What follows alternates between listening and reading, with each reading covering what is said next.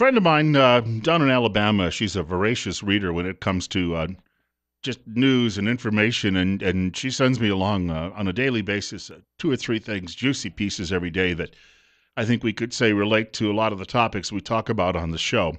And one of these comes from Sharyl Attkisson, who is now hosting a Sunday morning program that is a bit different than what you get in the traditional mainstream media. Welcome to Face the Nation today, and our guest is Senator Bedfellow. Senator Bedfellow, maybe you can tell us about the Senate Bill S 1199 and tell us exactly what it's going to do to help repave the roads in America. Yeah, that kind of stuff, which is why not a lot of people are watching Face the Nation and never have. This is from Right Scoop, the Right Scoop, Sharyl Attkisson writing there. Headline, Obama doesn't even read reports from intel experts on terrorist groups. We know from some of the leaks that are coming out of the Pentagon, also from some people who have just recently retired from the upper echelons of the U.S. military, they have been giving him advice on various military issues for years, and he doesn't take it. But he'll turn around and say, oh, the best advice from our generals is we should do nothing right now. But that's not at all what's going on. And this is a quote.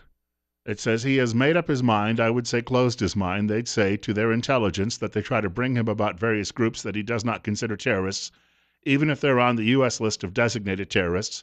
He has his own ideas, unquote. So she's sharing that from someone within the intelligence community.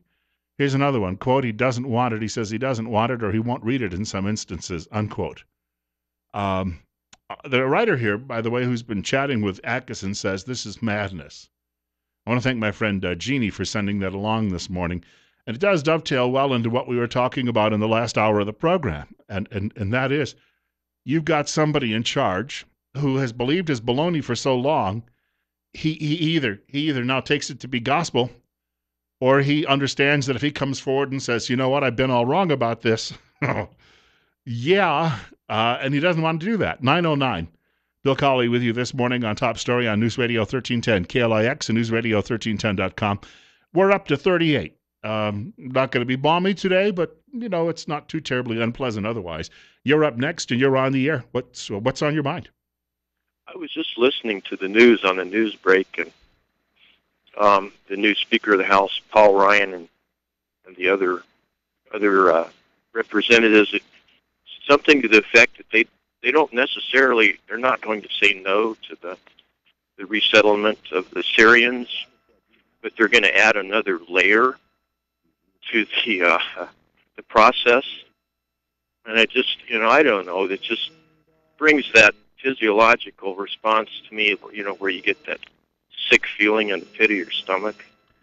Paul Ryan, you start getting a headache from the tension in your neck and shoulders, and you're going. I'm just wondering. It crosses my mind, and I don't mean to be crude, but I don't know how many layers of BS you can try to stack where it all topples over and buries the stackers.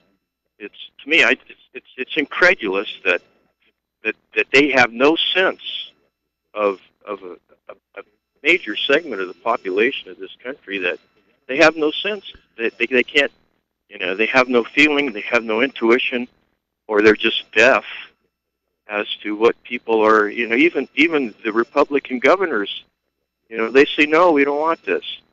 And our federal delegation says, we understand, we don't want it either. And then you hear this, we're going to add another layer. I don't know what that means.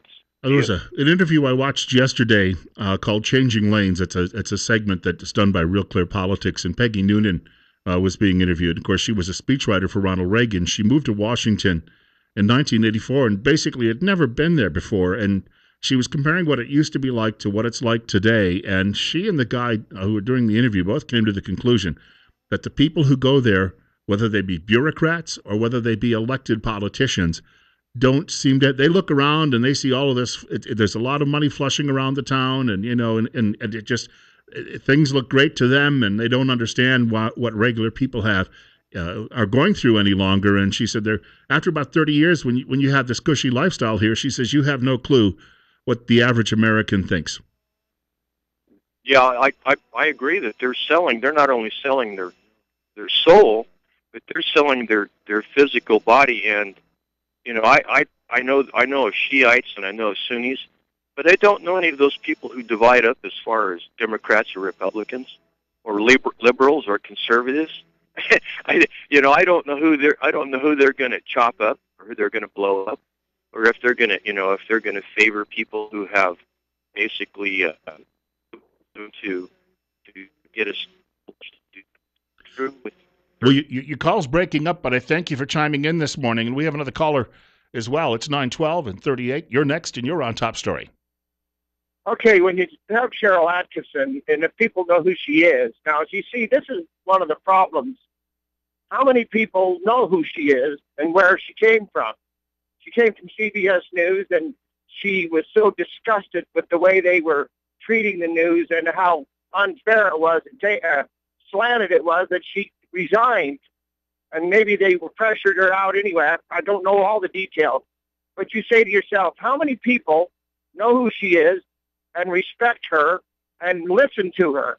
Because, see, ultimately, like the gentleman just said before, you don't know what people are going to do, what they know, if they're deaf, whatever it is. And you see, ultimately, the more people that understand this for what it really is, for the reality that it is going to help us all.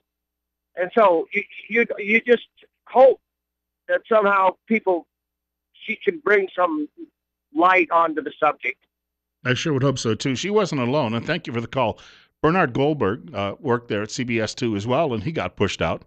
And I remember before he died, Andy Rooney was on 60 Minutes talking about Goldberg's revelatory books about how decisions were made at CBS. And Goldberg, I mean, his facts and his detailed memory, whatever, he must have kept notes on how these meetings went, these meetings about decisions on stories. But all Andy Rooney could say was that Bernie Goldberg was a jerk. He was a jerk when he worked here, and he's still a jerk. And that's all he could say. Well, if that's the best you can do, Mr. Rooney, that's like the guy who called up the show a couple of weeks ago and said, well, Louis Gohmert, ha, ha, ha. Well, what about Louis Gohmert, ha, ha, ha? I'm supposed to get some sort of joke there? So, calling Bernie Goldberg names didn't necessarily settle Bernie Goldberg's points. We have another caller with us. We'll squeeze a caller in here. It's coming up on 9:15. You're on the air on News Radio 1310 KLIX and newsradio1310.com. What's up? Yeah, good night, Bill. Yeah, I've got to go back to us. Got to go back in, and I've got a Sheila problem, so I won't be talking to you for some time. But I just like to, I don't usually call in about this subject, but you're the only bloke I hear stating the obvious, and I've come to the conclusion. And a lot of folk, probably a lot of won't like it. I think the problem is Islam. It's just not compatible with anything else but Islam. I think that they would be very happy, refugees, if you could find them a home in some other Islamic countries, because culturally, you're looking at the very same thing, right? Even though there might be some differences between Sunni and Shia, there's still a better mix than if they're living here amongst, and a lot of the habits we have that they simply don't like. I agree. I don't want to live in a Sharia law. I don't want somebody telling me I can't have a pork sandwich. Do you know this? I'm not going to give up my beer. Hey, do you know this name? I think it's spelled David Leonhelm. I can't say do, mate. Can't say do. There's a piece in Daily Caller. He's a Liberal Democratic Australian senator. Said in a National Rifle Association video interview that Australians, because of strict gun control laws, quote, are a nation of victims, unquote. And he says all of the talk about the fact that they've had gun control there since 1996 is masking some of the other problems that has created. And he says that what happened there is being used by Democrat politicians in the United States to try and to strengthen the argument that they've been making. But he said if they would actually look at the facts of what's taken place in Australia, it's not true. Well, I'll look at it for sure, but I'll tell all you Yanks this: don't ever, ever, ever give up your Second Amendment, or you're going to be in the same boat we were. And that was due, I'm sure you know, bloke in a Hobart ferry. They decided we're mentally unstable. We lost our rights. Don't ever, ever, ever, ever give that one up. Hey, thank you very much. Good hearing from you. We have another caller with us. You're on the air. You're on News Radio 1310 KLIX. Good morning. Morning. Hey, what I want to Did I lose the call? Okay, I hope the caller can call back in. It seemed to have cut out, but we'll take that call. If not, in this segment, right after the break, which is coming up in about 2.5 minutes. You're on the air, and you're on the air with Bill Colley on Top Story. Yeah, I told you Louis Gohmert's a nutcase, just like you, fat boy. I mean, every tragedy you just exploit it to Like a school advance shooting or something? your conservative Like a school shooting? dominion over the Would that the be people. exploited? That is insane, dude. And the theory that you got about the U.S. Postal Office, New York State, really, really, really, fat boy. You really don't even have a clue. And this is the Get outta typical here. liberal argument, isn't it? That's the most intelligent you can do. Give me a break. 9:17. You're up next, and you're on the air. Good morning. Hey, a quick question for you. I saw an interview with Dana Loesch from The Blade, and she was talking about the relocation of refugees outside of Boise and a town that they've set up there. Did she? Do you have the town? What's that? Do you have the actual name of the town? No, I can. It's an interview, and for the life of me, I can't remember. It starts with a G, and it was just in passing, and I went, wait a minute. It's where they've bought 1,000 and burial plots, and they're planning on setting this up, and it's outside of Boise. I do know that there was one small town in northern Idaho with a population of about 2,700, and they were talking about bringing in as many as 300 refugees and settling them there. And hey, a handful of people from another culture, usually you can find it. It's kind of interesting, share details about what their lives have been like versus what your lives have been like. But when you bring in 300 in a small community like that, you're going to have people butting heads, and it's not going to be pretty. Right. But from what I understood, they're the Muslim, and I'll send you the article or the link, but they were actually planning on a caliphate here in Idaho, outside of Boise, with Sharia law. I would not be surprised. I thank you for the call. And I'll say this. I'm not surprised because a friend of mine who's been very open-minded about these things, in fact, my friend Doug Beatty has been on the air with us on the show in the past, shared with me the other day, he grew up in Virginia, and he shared with me the other day that there is a mosque in Virginia that is now flying the ISIS flag.